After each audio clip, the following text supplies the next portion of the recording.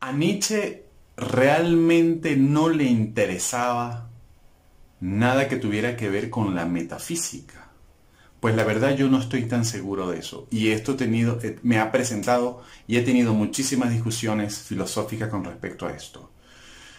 Si algo nos mostró Nietzsche es que se interesaba muchísimo y nos parece, y así lo hemos explicado aquí en el canal, te lo he explicado, que el centro, la centralidad del problema nietzscheano tiene que ver con la moral, con el comportamiento. Por eso vamos a ver inclusive el texto, uno de los textos más maduros de él, que es la genealogía de la moral, pero vamos a ver incluso en la Gaia Ciencia cómo nos va a presentar el problema del eterno retorno, para ver si es que realmente actuaríamos de la misma manera en nuestra vida, así como la hemos vivido, o incluso desde su primer texto, El nacimiento de la tragedia, cómo nos va a presentar el problema de lo apolíneo y lo dionisíaco, siempre gestando la problemática de cuál sería el actuar, cuáles serían los referentes. A este sentido, quisiera introducir que para nosotros la problemática filosófica de Nietzsche siempre va a estar enraizada y siempre va a estar anclada a momentos anteriores al cristianismo. Por eso va a tener un gran énfasis en lo que es el proceso helénico, el desarrollo helénico, es decir, la antigua Grecia, los antiguos filósofos e inclusive su profeta, que va a ser Zoroastro, que es Zaratustra, digamos, un profeta y donde se hace una adoración y contemplación a la divinidad del fuego. El tema de la metafísica en Nietzsche, digamos, pudiéramos verlo quizás con el tema de la problemática del amor. ¿Qué es estar por encima del bien y del mal? Eso ya nos presentaría problemas metafísicos. El amor, cuando se presenta más allá del bien y del mal, eso nos presentaría un problema metafísico.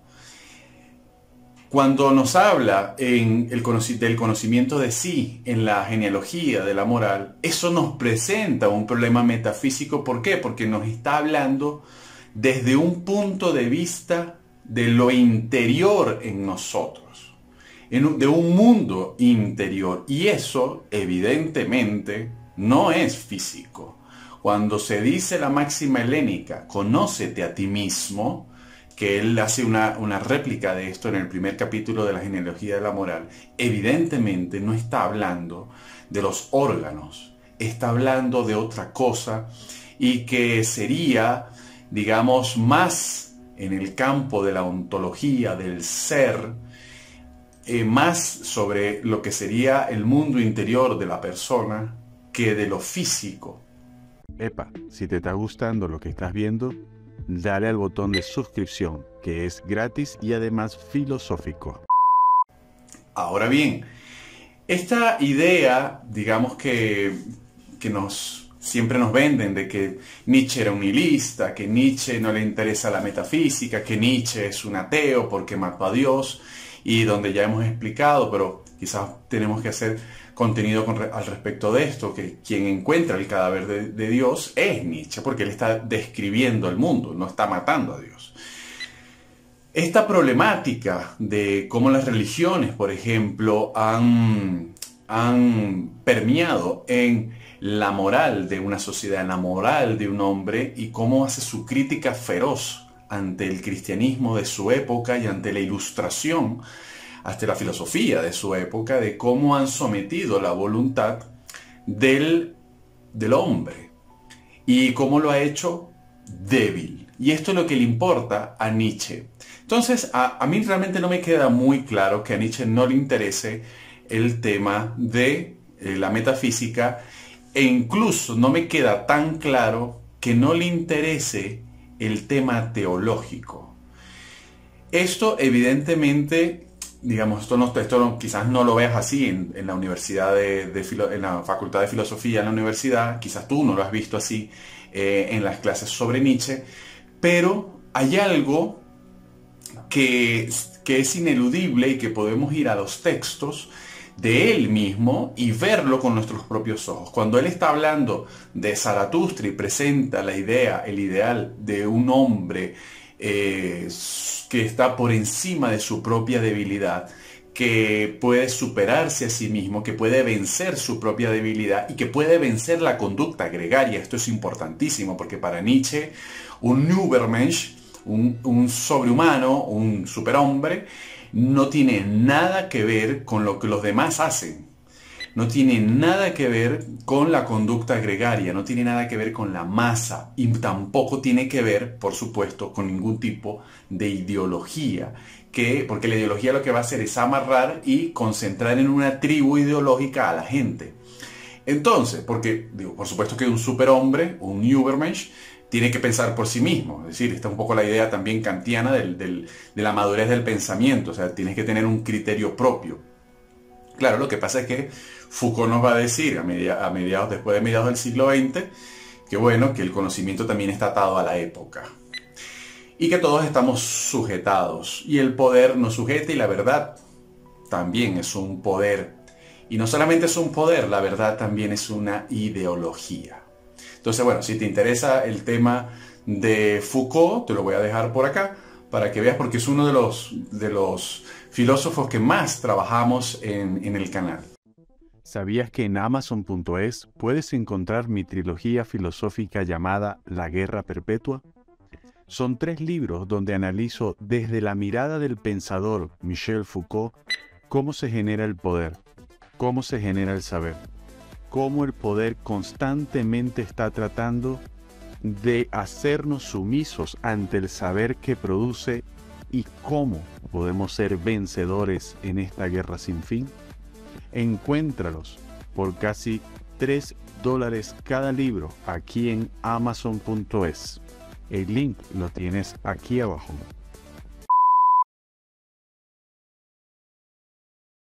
Volviendo al tema de Nietzsche y esta idea, digamos, esta idea de que no le interesa el teísmo o la teología o la metafísica, cuando vemos una preocupación por el amor, cuando vemos una preocupación de posicionarte por encima del bien y del mal, que eso también no deja de ser un problema moral.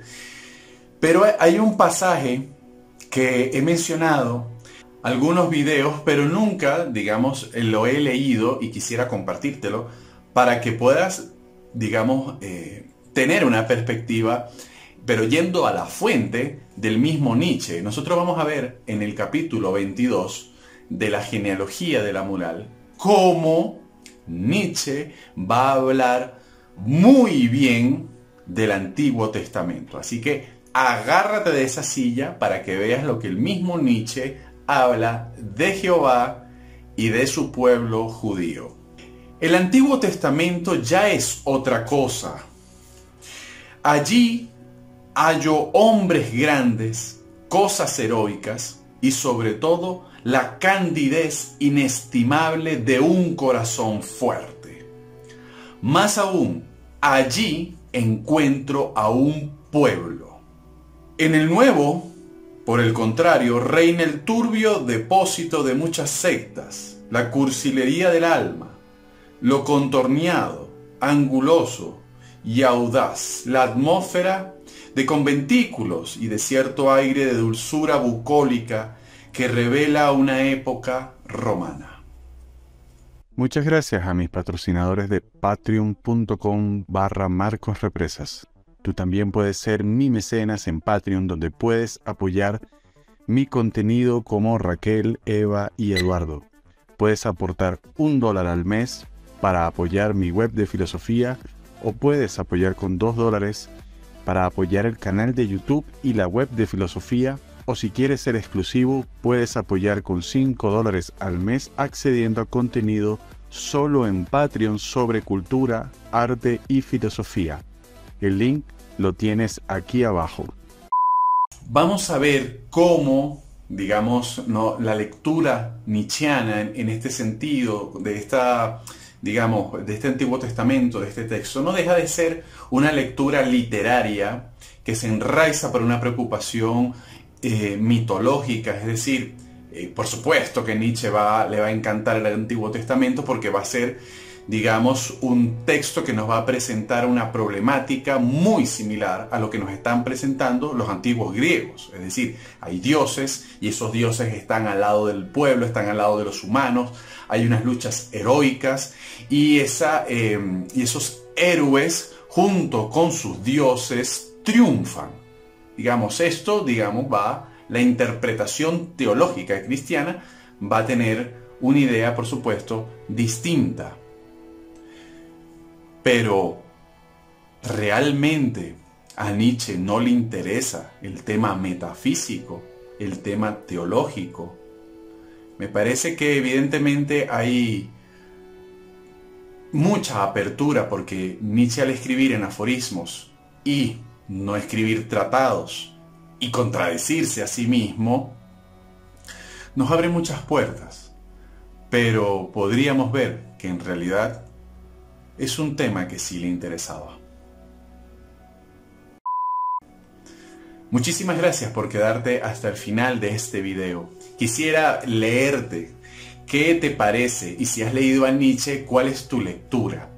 Por supuesto, te pediría que nos des un like para poder llegarle a más personas y te dejo por acá una lista de reproducción o varias listas de reproducción que sé que te pueden interesar y cuento contigo para verte en el próximo video.